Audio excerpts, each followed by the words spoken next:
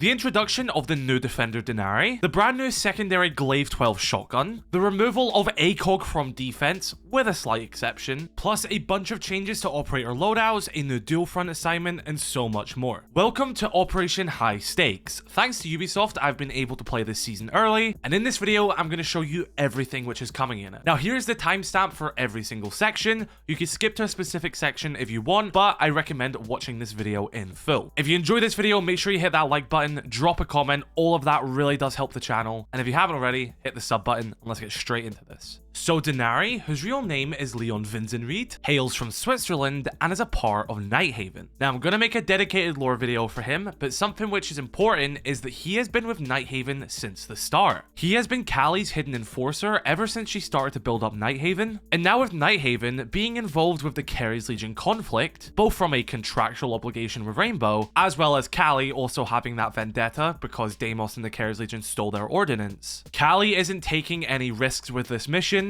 and she's bringing in one of her best men out of the shadows. Now, let's start looking at Denari from a gameplay perspective. He is a 3-speed, 1-health operator, bringing along either the Scorpion, which is Ella's primary weapon, or the FMG-9, which both Smoke and Nook have. I think both of these weapons have their strengths and weaknesses, and honestly, both very strong primary weapons, and you can easily choose between either of them and still get high levels of success. I'm quite a big fan of this loadout. But moving into his secondary weapons, we have the brand new Glaive 12 shotgun. Now, with it being a secondary shotgun, you're probably thinking it's going to be quite similar to the Super Shorty or the ITA-12S pocket shotgun, but not really. The Glaive 12 is quite a unique secondary shotgun as it is a slug. So, it will do all your job for destruction at close range to make rotates, for example, or head holes, but it can also be used as a long-range weapon, which you can rely on for gunfights. Now, you'll only have 4 shots to work with before having to reload, so you do have to make your shots count, but this is a slug shotgun, meaning that you can take gunfights at range with it.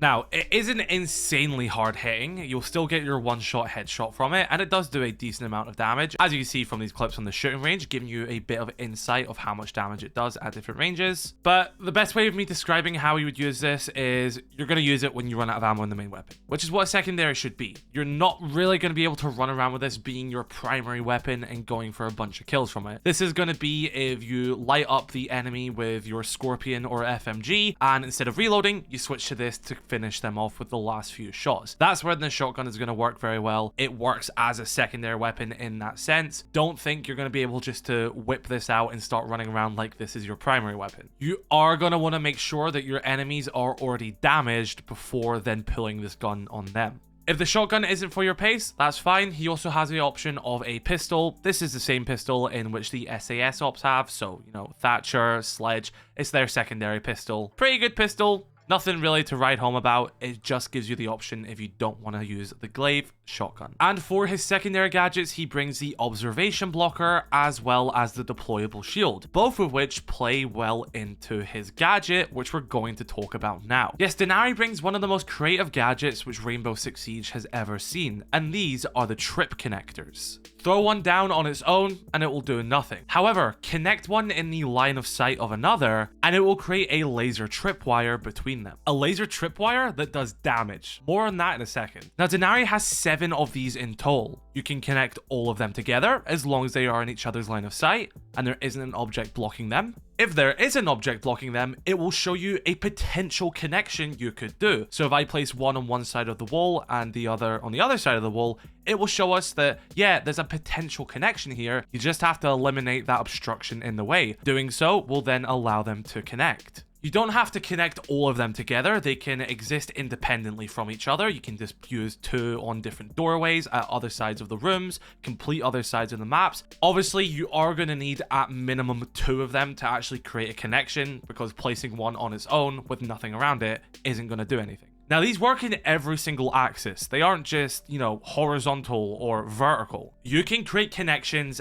absolutely anywhere. You can do it through floors. You can do it across walls. You can place them underneath hatches to catch people who are going to go down. The different shapes and geometry you can do here is insanely cool. I think one of the coolest ways is placing them all across the floor, and then attackers just have to attempt to walk on this laser gridded floor. I think they've done a really great job with the UI here, showing you how the connections can be made, making this quite simple and understandable for players to use. If you, your teammate, or friendly utility block the connections between the lasers, they simply will not work until that obstruction is moved. But you and your teammates will be able to freely move through them, similar to Aruni gates. And I want to talk about the similarities to Aruni in a minute, but what does this actually do? How does this benefit the defending team, and how does this affect attackers? Well, walking into any one of these lasers will do 20 HP of damage. You can then probably guess when you start to have multiple connections causing more lasers to appear, that is going to stack up pretty fast. If you were to stack 7 of these on one doorway, which would create multiple connections between all of them, this does well over 200 HP of damage for anyone who walks into it. So in a sense, it's more of a versatile Aruni gate. However, not only does it do damage, it also causes a lasting electronic effect which makes you limp and not be able to sprint, similar to if you were to pull yourself out of a frost mat. So this then severely slows you down as well. An effect which, may I add, hasn't been added to Aruni's gates. I actually thought they would have done this, and maybe I would have liked to have seen them do this to bring Aruni more in line with Denari. I won't lie, at least on this current build I have played, this is a massive Aruni power creep. But like we'll talk about in a different section, Aruni still has something going for her now that ACOGs have been changed on defense. But yes, the versatility you can use with Denari's T.R.I.P connectors is pretty impressive. As far as I'm aware, the connections can last up to 20 meters, so you can stretch these across entire rooms. Not only this, they work through the floors as well, so you can start to cook up some very interesting strats. SK helped me a lot in the custom games with this, and if you'd like to check out all of her Twitch and everything, I'll have that linked in the description. But she actually found a very good use for these T.R.I.P connectors, and that is using them on drone holes. Since gadgets will disable these lasers in a similar way to Aruni's gates, you can put 2 of them across a drone hole and then use it as a way to destroy any drone that enters. And in the current build I have played, they only take 3 seconds to come back online, meaning that that drone hole is instantly going to be protected once again. Now, I'm not massive on this timer. I think it should be increased a little bit. I don't think Denari's OP. I think he's very fun, and I don't want him to get any nerfs in his current state, other than maybe just increasing the timer it takes for them to reactivate, because if you walk into one of his gadgets, the amount of time it takes you to actually recover from his effect is so long compared to how fast that laser just comes back online again. It only takes 3 seconds for the lasers to come back online, whereas it takes a lot longer for your character to stop having this effect. So I would like to maybe see that tweaked a tiny bit, but other than that, I think he should go to live build like this. Very creative, a lot of stuff you can do, and the possibilities are endless. Now let's look at some ways that you can counter Denari as an attacker. The most easiest and efficient way is shooting them. They are not bulletproof. Destroying the connector will delete any connection that one has and start to break down the grid. That means that Denari has to be quite smart with his placement and use the map to his advantage. So in a sense, it does work quite similar to an Aruni gate. Throwing a gadget into it will disable it. Like I said, in the current build, it only disables it for like 3 seconds. I think that's way too quick, but you can throw utility in to disable the connection temporarily. They will come back online automatically though. Another way of countering them are EMPs. Both Thatcher's EMP as well as the Impact EMPs will disable the T.R.I.P connectors which are in their radius and cancel any connection to the relevant connectors which have been affected. And when the EMP effect ends, they will come back online. Now we already mentioned that they aren't bulletproof, so that means that you can bring either a Twitch or Zero to zap the T.R.I.P connectors and break down the connection. Explosives can also be used to blow up the T.R.I.P connectors. You just have to make sure that the explosives are in its radius and you aren't throwing it into the laser itself, which will then destroy the explosive. Take this example for Ash. If I want to destroy this cluster of them, I'm better shooting it to the wall and then allowing the splash damage to destroy them, because if I try shoot it into the laser, it destroys my breaching charge. Now, I know a lot of you guys were thinking about this one. No, Brava cannot hack them. When she does hack them, It just overrides them, blows them up, and destroys them. It doesn't switch their team side. I am a little disappointed about this. I do wish that Brava could flip them and make them an attacking laser, but right now that isn't the case. She only destroys them. Now, that's not saying that you still can't use Brava to destroy them, but you could also maybe hack an evil eye to then zap and destroy the T.R.I.P connectors, or maybe even hack a mute jammer to disable them. I've not tested that last one yet. I didn't get enough time to do that. That's something I want to try in the test server. Can a hacked mute jammer disable one of these T.R.I.P connectors? I think the answer is going to be yes. Now, they do have an effect on shields as well, in a way that counter shields. Shields are not able to block the lasers for their teammates. Shields will take the same damage as anyone else, and it will also expose their body by putting the shield to the side as if you were meleeing them. This even works for Monty as well. If he is full extended and walks into the lasers, his body will be exposed and he can be taken out. Your main way of dealing with Denari is either disabling them with EMPs or destroying them with bullets, zaps, or explosives. This is why it's important to drone as an attacker and pre-plan your attacks so you know what you're getting into. This could be done by bringing an IQ, which this will show up on her scanner, but I want to show you an interaction here with Finka. As a Finka boost will cancel out the effect in which these lasers give to you, giving you back your health and removing that limp. Now, something worth noting, if you are already stimmed and then going to it, you still will have your stim effect. However, it won't cancel out the other effect. So I don't know if that's intentional or not, but make sure you stim afterwards. Oh, and not to mention, Ram as well will just drive right through all of them. So technically you can sort of sneak behind your boogie past all of the lasers, but you're also banking on the fact that the lasers will be at very low foot level. This is an operator who you can honestly pick up quite easily, and despite him having quite a lot of depth, I actually think he is a friendly newcomer operator. Like, I think people can understand how this operator works quite fast, and I think he's going to be heaps of fun to play. There's even a unique sound cue for when one is disabled. Take a listen.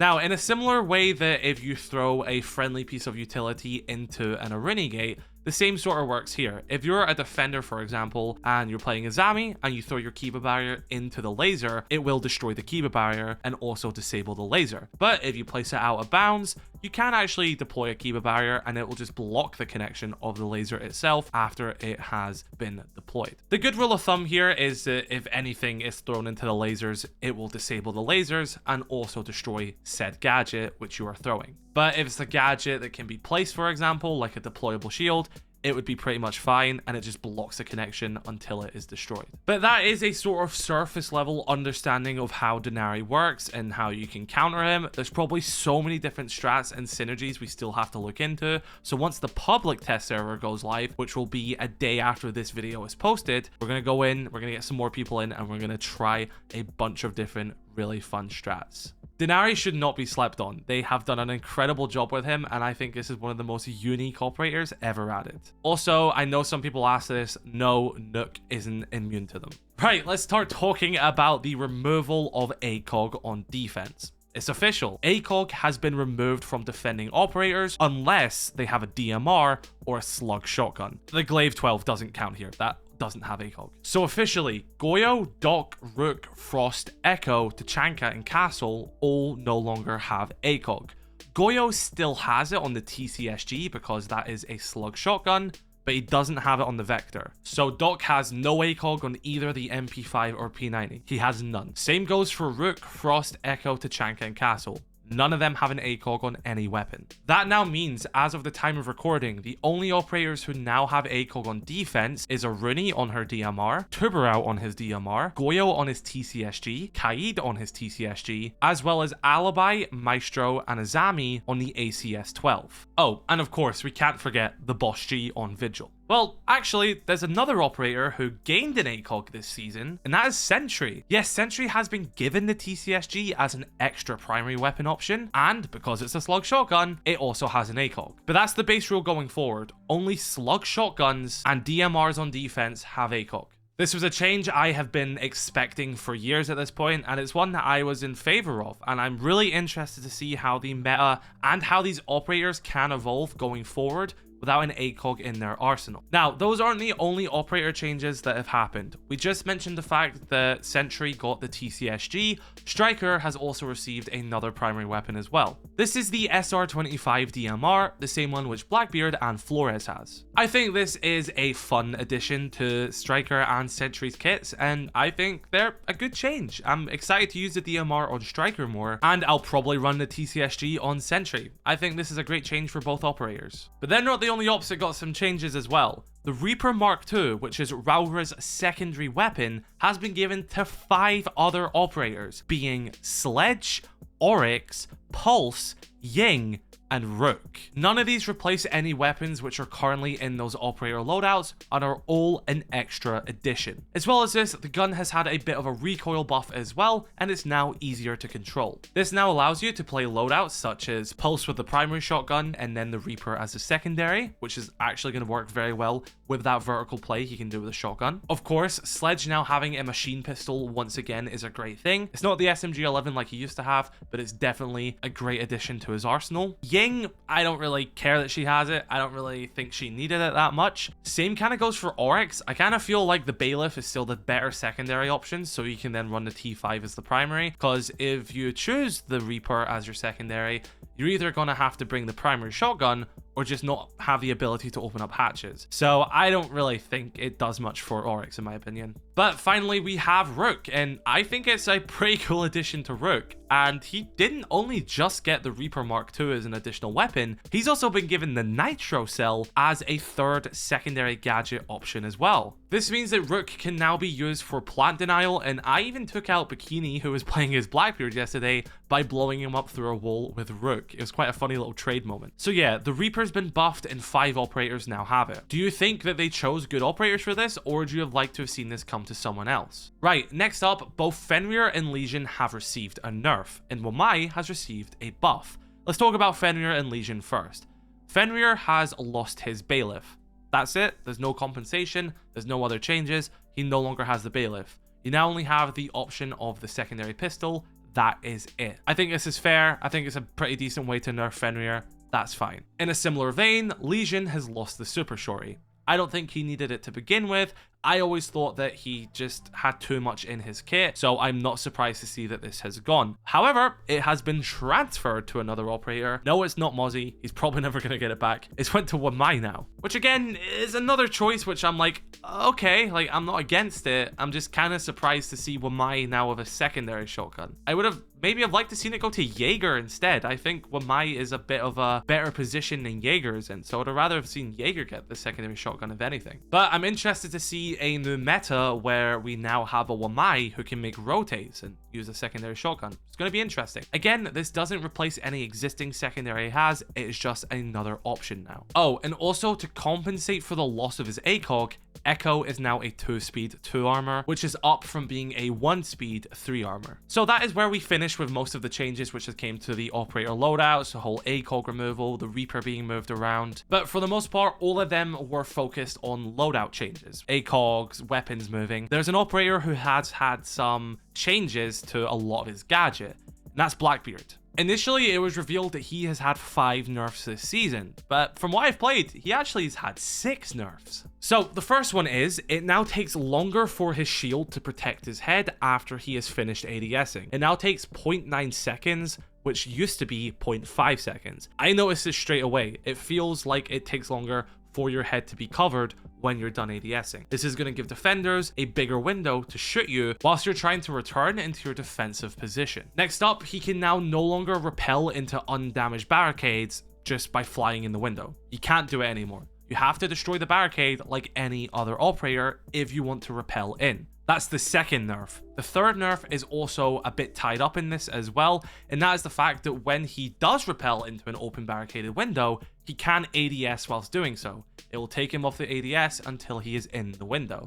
That's number 3. For his fourth nerf, when he is reloading, his shield now collapses to its smallest form. In his current version in the game, the shield just moves to the side while still being fully deployed. But now it goes to the smallest form, meaning that it's more dangerous to reload. The fifth nerf is that he has 1 less breach available to him, so he can now only breach 3 times, down from 4. And the 6th nerf which he has gotten is that he now has less ammo in his Scar. Previously it was 25 plus 1 in the chamber, now it's 20 plus 1, so he only has 21 bullets per magazine, down from 26. So a lot of nerfs coming to Blackbeard. And technically, he's also kind of received another one, but this is for all shields across the board. When a ballistic shield operator throws utility, they now expose more of their body than they did before. This gives you more of an opportunity to hit their limbs. Although that one isn't specifically just for Blackbeard, it still applies to him, but also Monty, Fuse, and Blitz. So a nerf to shield operators, and a lot of nerfs to Blackbeard specifically. 3 maps have been modernized this season, with it being Nighthaven Labs, Consulate, and Lair. I'm going to post individual walkthrough videos of all 3 of these modernized maps on my channel roughly at the same time as this video goes up.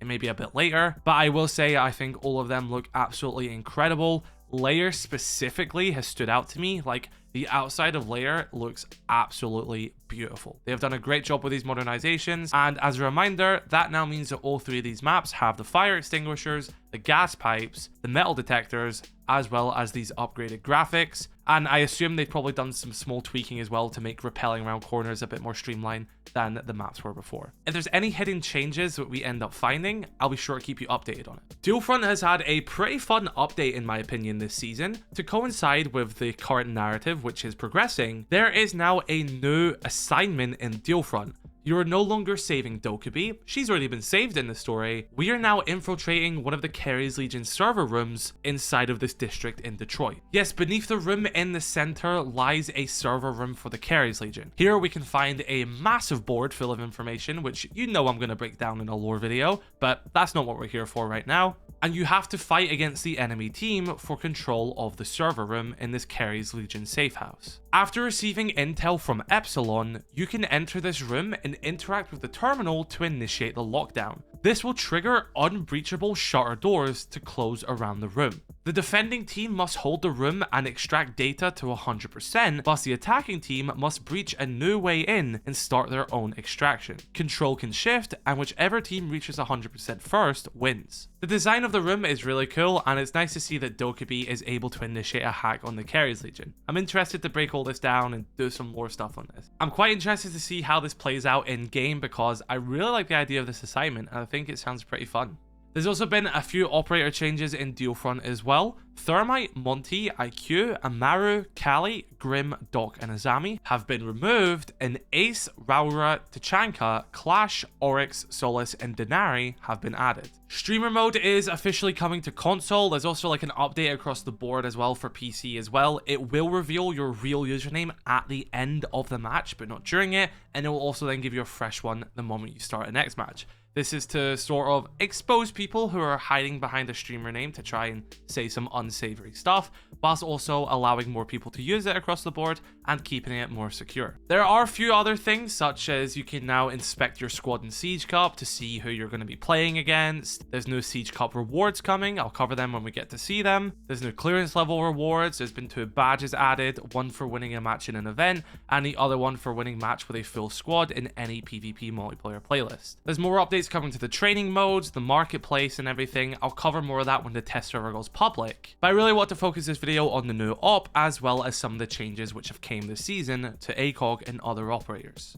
And of course, anti-cheat's a big talking point. I'm sure you've seen the reveal where they talk about it quite a lot. I'm not going to address it in this video. I want to make more videos about anti-cheat and the way that Ubisoft have been, admittedly, quite open recently about it, which is nice to see. So be sure to let me know your thoughts in the comment section below about Operation High Stakes. Do you like what you're seeing here? And what are your thoughts on Denari? I think he's extremely fun, and I want to see what strats people can cook up. Drop a like on this video if you did enjoy. Subscribe if you're new. I shall catch you all in the next video. I love you all. Stay safe. Have a good one.